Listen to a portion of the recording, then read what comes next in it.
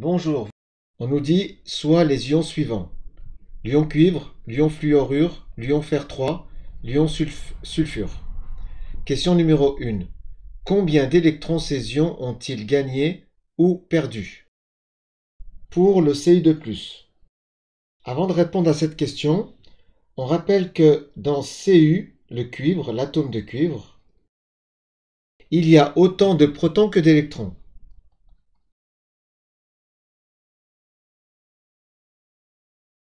Dans l'atome de cuivre, il y a autant de protons, les charges positives, que d'électrons, les charges négatives. Maintenant, c'est la raison pour laquelle il n'y a pas de charge. Donc l'atome est électriquement neutre. Électriquement neutre, ça veut dire pas de charge. C'est pour ça que le Cu, il n'y a pas de charge ici. Maintenant, ce qui peut changer, c'est uniquement le nombre d'électrons. C'est-à-dire, les électrons peuvent soit augmenter, soit diminuer. Ce qui reste toujours identique, c'est les charges positives, les protons. Ça veut dire que si on gagne des électrons, alors il y aura plus d'électrons que de protons. Ça veut dire qu'on aura un excédent d'électrons, on aura des moins ici. Et s'il y a moins d'électrons, il y a des électrons qui partent, ça veut dire qu'il y a plus de protons que d'électrons. Alors la charge qu'on aura ici, elle sera positive. Donc ça veut dire que dans notre cas, on a Cu 2+. 2+, la charge de plus veut dire qu'il y a deux charges positives en plus.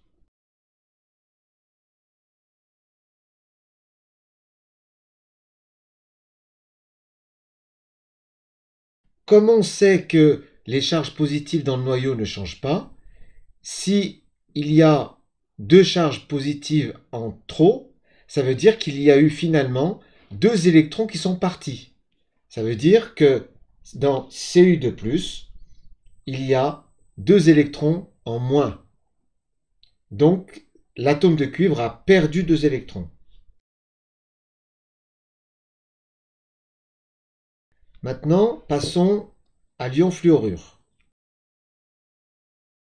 Alors maintenant, on voit que la charge est négative. Comme il y a toujours autant de charges positives,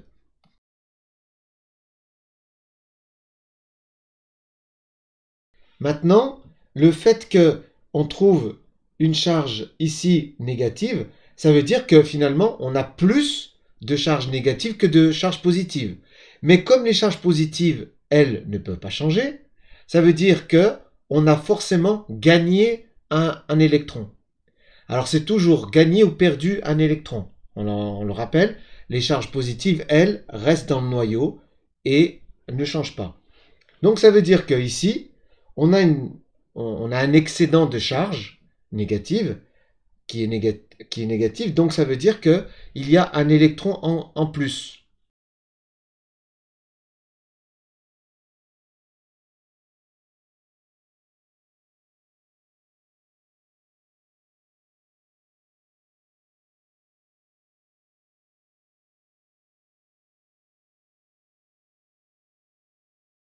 La charge globale étant négative, celle qui est là, on peut donc dire qu'il y a plus d'électrons que de protons. L'atome de fluor a donc gagné un électron pour devenir un ion fluorure. Ce dont il faut se souvenir, quand il y a une charge moins, ça veut dire qu'on a gagné des électrons, puisqu'il y a plus d'électrons que de protons. Quand la charge ici sera positive, ça veut dire qu'il y a moins d'électrons, donc le nombre de protons lui change pas, donc ça veut dire qu'on a perdu des électrons. On va faire l'exemple suivant. L'ion fer 3+. Alors maintenant, on va le faire plus rapidement.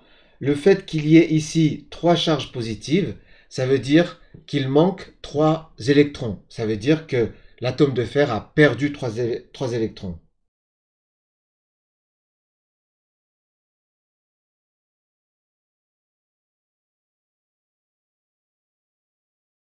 Donc il manque 3 électrons. puisqu'il y a 3+. Il manque 3 électrons à l'atome de fer pour être neutre. Si on avait 3 électrons, on n'aurait rien ici. 3 électrons compensent les 3+, donc on aurait l'atome de fer. Ça, c'est un ion, et ça, c'est juste l'atome. Donc, on rappelle qu'un ion, c'est un atome qui a perdu ou gagné des électrons. Et donc, on peut dire ici qu'il a l'atome de fer a perdu 3 électrons et devient un ion. Enfin, le dernier, S2-. Maintenant, le S2-, on a 2 charges négatives excédentaires. C'est la raison pour laquelle on a 2- ici. Ça veut dire que, comme le nombre de protons, lui, ne change pas, les charges positives, ça veut dire que pour qu'il y ait une charge globale de 2-, ça veut dire qu'il y a 2 électrons qui ont été apportés. Donc, l'atome de soufre a gagné 2 électrons pour devenir un ion, l'ion sulfure.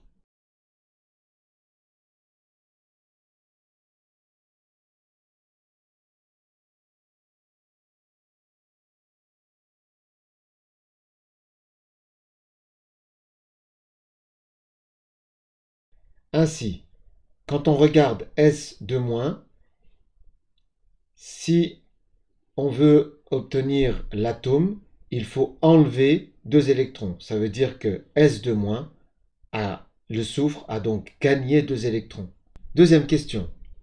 Écris pour chacun d'eux s'il s'agit d'un cation ou d'un anion.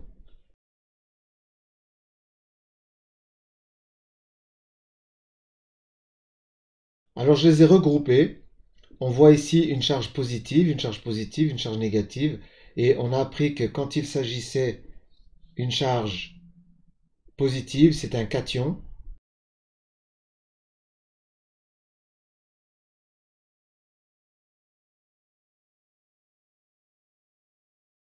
Et quand c'est une charge négative, alors on a affaire à un anion. Le moyen mémotechnique est le suivant.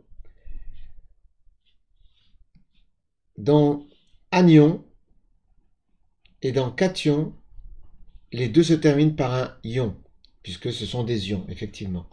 Alors, le moyen mémotechnique, c'est qu'on regarde la lettre qu'il y a juste avant.